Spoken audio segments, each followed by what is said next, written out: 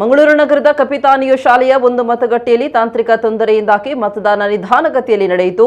ಇದರಿಂದಾಗಿ ಮತ ಚಲಾಯಿಸಲು ಬಂದಿದ್ದ ಮತದಾರರು ಸಾಲುಗಟ್ಟಿ ನಿಲ್ಲಬೇಕಾಯಿತು. ಕಪಿತಾನಿಯೋ ಪ್ರೌಢಶಾಲೆಯ ಉತ್ತರದ ಮತದಾನ ಕೊಠಡಿ 173ರಲ್ಲಿ ಮಹಿಳಾ ಚುನಾವಣಾಧಿಕಾರಿ ಲಿಂಗ ತಾರತಮ್ಯ ಮಾಡಿದ ಆರೋಪ ಕೇಳಿ ಬಂದಿದೆ. ಮತ ಚಲಾಯಿಸಲು ಓರ್ವ ಪುರುಷ ಮತ್ತು ಓರ್ವ ಮಹಿಳಾ ಮತದಾರರನ್ನ ಅವಕಾಶ ನೀಡುವ ಬದಲು ಇಬ್ಬರು ಮಹಿಳೆಯರು ಮತ್ತು ಓರ್ವ ಪುರುಷನನ್ನ ಮತಗಟ್ಟೆಯ ಒಳಗೆ ಬಿಡಲಾಯಿತು. ಇದರಿಂದ ಬೆಳಗಿನಿಂದ ಬಂದು ಸರತು ಸಾಲಿನಲ್ಲಿ ನಿಂತಿದ್ದಂತಹ ಪುರುಷರು ಅಲ್ಲೇ ಬಾಕಿಯಾದರು. ಇದು ಲಿಂಗ ತಾರತಮ್ಯ ಅಂತ ಸಾಮಾಜಿಕ ಕಾರ್ಯಕರ್ತ ಅಮೃತ್ ಗಂಜಿಮಠ ಪ್ರಶ್ನಿಸಿದ್ದಾರೆ. ಈ ವಿಷಯವನ್ನ ಪೊಲೀಸ್ ಕಮಿಷನರ್ ಕುಲ್ದೀಪ್ ಕುಮಾರ್ ಜೈನ್ ಅವರ ಗಮನಕ್ಕೆ ತರಲಾಯಿತು ಅಂತ ಹೇಳಿದ್ದಾರೆ. ಮಂಗಳೂರು ನಗರ ದಕ್ಷಿಣ ವಿಧಾನಸಭಾ ಕ್ಷೇತ್ರದ ಅಶೋಕ್ ನಗರ ವಾರ್ಡಿನ ಬೂತ್ ನಂಬರ್ 85ರ ಮತದಾನ ಯಂತ್ರದಲ್ಲಿ ಬಿಜೆಪಿ ಅಭ್ಯರ್ಥಿ ವೇದವ್ಯಾಸ್ ಕಾಮತ್ ಅವರ ಕ್ರಮ ಸಂಖ್ಯೆ ಹಾಗೂ ಹೆಸರು ಕಾಣದಂತೆ ಕಿಡಿಗೇಡಿಗಳು ಬಿಳಿ ಬಣ್ಣದ ಸ್ಟಿಕ್ಕರ್ ಅಂಟಿಸಿರುವುದು ಮಧ್ಯಾಹ್ನ 12 ಗಂಟೆ ವೇಳೆಗೆ ಗಮನಕ್ಕೆ ಬಂದಿದೆ.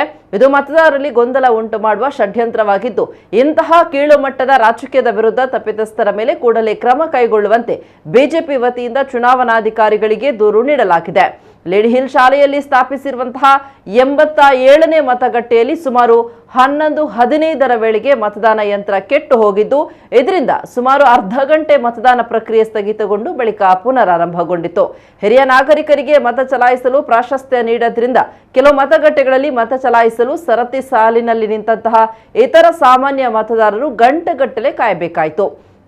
ಹಿರಿಯ ನಾಗರಿಕರಿಗೆ ಮತ ಚಲಾಯಿಸಲು ಪ್ರತ್ಯೇಕ ಮತಗಟ್ಟೆ ವ್ಯವಸ್ಥೆ ಮಾಡಬಹುದಿತ್ತಲ್ವೇ ಎಂಬ ಮಾತುಗಳು ಕೂಡ ಸರತಿ ಸಾಲಿನಲ್ಲಿ ನಿಂತಿದ್ದಂತಹ ಸಾಮಾನ್ಯ ಮತದಾರರಿಂದ ಕೇಳಿಬಂತು. ಸಂವಿಧಾನದತ್ತವಾಗಿ ಲಿಂಗ ತಾರತಮ್ಯ ಮಾಡಬಾರದು. ಇದೊಂದು ಕ್ರಿಮಿನಲ್ ಒಫೆನ್ಸ್. ನಾವು 17 ಜನ ಗಂಡಸರು ಮೊದಲಾಗಿ ಮತದಾನ ಹಾಕಿ ಆನಂತರ ನಾವು ನಮ್ಮ ಕೆಲಸಕ್ಕೆ ಹೋಗಲು ಸರತಿ ಸಾಲಿನಲ್ಲಿ ನಿಂತಿದ್ದೆವು. ಸುಮಾರು 7:01ಕ್ಕೆ ಮತದಾನ ಕೊಠಡಿಯ ಅಧಿಕಾರಿಣಿ ಹೊರಗಡೆ ಬಂದು 2 ಹೆಂಗಸರಿಗೆ 1 ಗಂಡಸರಂತೆ ಒಳಗಡೆ ಬಿಡಿ ಅಂತ ಪೊಲೀಸರಿಗೆ ಆಜ್ಞಾಪಿಸಿದರು. ಹೀಗಾಗಿ 3ರಲ್ಲಿ ಒಬ್ಬರು ಗಂಡಸಾಗಿ 100 ಮಂದಿ ಹೆಂಗಸರಲ್ಲಿ ಕೇವಲ 33 ಗಂಡಸರು ಹೋಗಿ ಓಟು ಹಾಕಬೇಕಾಯಿತು. 7:01ರ ನಂತರ ಸುಮಾರು 6 ಹೆಂಗಸರು ಅಲ್ಲಿಗೆ ಬಂದರು. ಅವರಿಗೆ ಮೊದಲು ಮತದಾನವನ್ನು ಮಾಡಲು ಪ್ರಾಶಸ್ತ್ಯವನ್ನು ಕೊಡಲಾಯಿತು.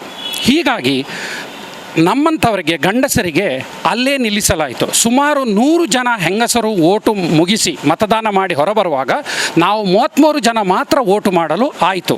ಹೀಗಾಗಿ ಈ ಲಿಂಗ ತಾರತಮ್ಯವನ್ನು ಮಾಡಬಾರದು ಎಂಬುದರ ಬಗ್ಗೆ ನಾನು ಅದೇ ಪ್ರೌಢಶಾಲೆಯ ಗೇಟಿನ ಬಳಿ ಬಂದಾಗ ದಕ್ಷಿಣ ಕನ್ನಡ ಜಿಲ್ಲೆಯ assistant police commissioner Geetha Kulkarni ಅವರ ಭೇಟಿಯಾಯಿತು.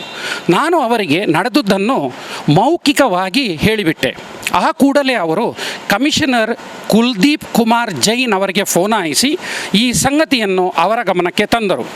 ಆದರೆ ಆ ನಂತರವೂ ಕೂಡ ಹೀಗೆಯೇ ಮತದಾನ ಮುಂದುವರಿಯಿತು ಎಂಬುದನ್ನು ನಾನು ಕೇಳಿದ್ದೇನೆ.